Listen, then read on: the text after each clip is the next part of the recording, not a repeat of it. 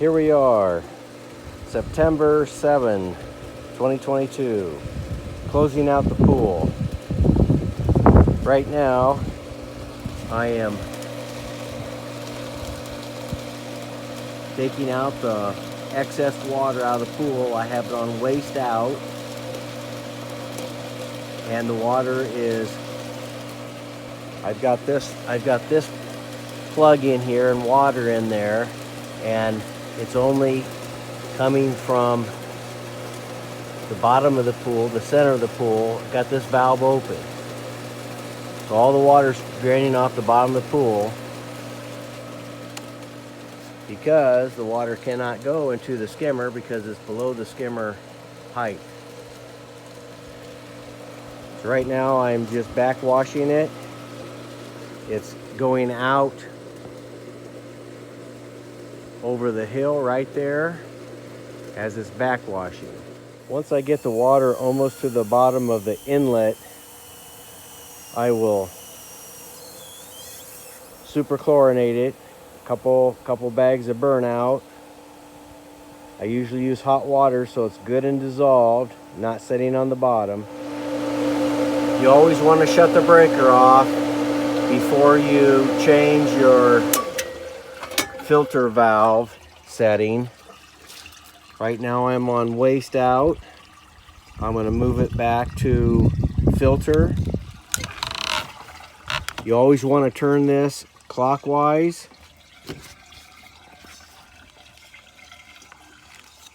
Once I have it back on filtration, I will turn the pump back on. I've already cleaned out the pump basket, and I have backwashed the filter, and then you rinse the filter after you backwash it, and then you can move it back to your filtration setting. But you must turn the power off each time you move this, and you only move it in a clockwise manner. I fill this up halfway with very hot water and put one bag of burnout into this. I shake it up really well. Once I do that, I take and I dilute that down even further, and I begin pouring this chlorine into the pool. Continue to dilute it as it goes around. The water or the chlorine is dispersed by the inflow of water.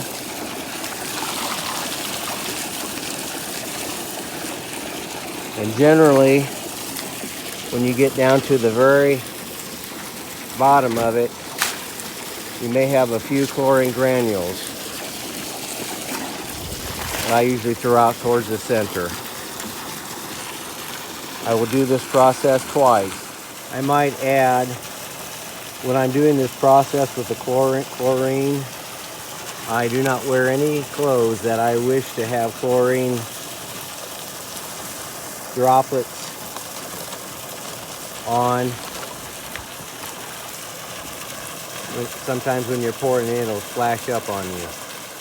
Once I've put in my 2 bags of shock, I will fill this up almost all the way with water from the pool, and I'll add into it some backup or a product that inhibits the growth of algae. I'll put that in there, and I'll distribute that into the pool water. Now that I've got my chemical products in the water, I will let it circulate for just a little while. The backup has caused just a little bit of bubbling, seeing how the water inlet is not under the water. I'll let this circulate for just a little bit, not very long, maybe 15 minutes. And then I'm going to backwash my filter and rinse it until I get the pool or the water level at the right height, which will be about another couple inches lower than where it is right now. And then I'll know my sand has been shocked and no algae or nothing will be growing in there, and my sand will be nice and fresh for next year. Now that I have the pool down to the desired closing level, I'm going to take my broom and sweep the floor one more time so there's not any particles of chlorine just laying on the floor loose. My hope's that they're all dissolved, because it will discolor the vinyl if it sits on there. So I'm going to sweep it all to the center drain, and hopefully it'll suck it right down into the filter and dissolve it as the water flows over the filter. Once the pool floor is swept, I shut the filter off. I put it on the winter mode, which basically locks it up and lets any water in there drain out. Then I'm going to show you two hoses that are very critical to my winter care. I have this long one here and I have this short one. In just a few minutes I'm going to install those. This long one is going to go into this tube, down through that joint, down farther through that shutoff valve, and down into the floor of the pool out here, heading towards that center floor drain. The reason that goes in there is so if it should decide to freeze, this hose has got air in it and displaces excess water, so it cannot freeze. It'll freeze and collapse the tube that I'm putting in there rather than freeze and expand the Tiger Flex hose. First I'll shut this off, and then I'm going to loosen these clamps and pull this off of here, but I must lift this up above the water line, otherwise water will rush out of this here. Okay, I've got it loosened. I've lifted the hose up, and now I'm going to shove that long tube down this body through this right here, which gives me a little trouble. With this open now, I'm going to open it, and I will go through that and down into the concrete floor and out into the pool. Okay, I've got it shoved through there. I usually leave just enough out at the end to pull it back out of there, but now it's inside of this tube. There's water probably from here down to the floor, and as you come to this joint with that, you got to bump it 2 or 3 times, 4 times until it just hits it right, and you just keep trying to straighten this hose out like this here, keep that as straight a shot as possible. But it went through very, very easily this time today, period. Once I get the long one in, I take this short one and I shove it in here, and it just goes down to this joint right here. Just protects this from freezing and having to be replaced. But this one going into the floor is a serious one here, because if that breaks somewhere down in the concrete, you got a major problem.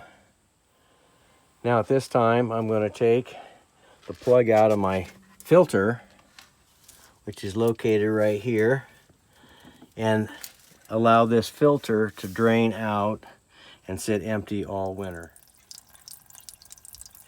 Next, I'm going to empty out my filter. I'm going to empty this out completely, my pump, excuse me, of water. Electricity is shut off. By tipping this up and draining it, putting it back down 2 or 3 times, you get all the water out of this area here, along with this area here.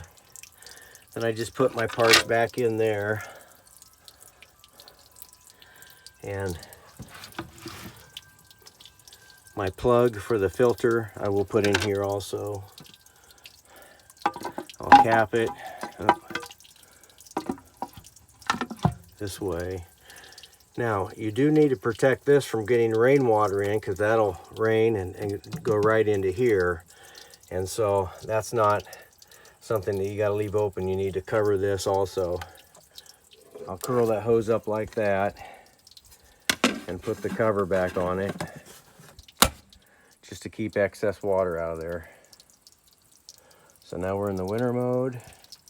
My tank will shortly be drained and finished. I put my splash guard on. This keeps the water being splashed out of the pool during the summertime when the kids are playing from getting on the motor. And I will, like I said earlier, cover this up here so rain cannot get in there.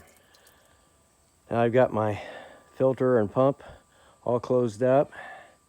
It's time to put the tarp on to keep the leaves out of the pool. September 7th, I have walnut trees here, and they drop their leaves earlier than normal.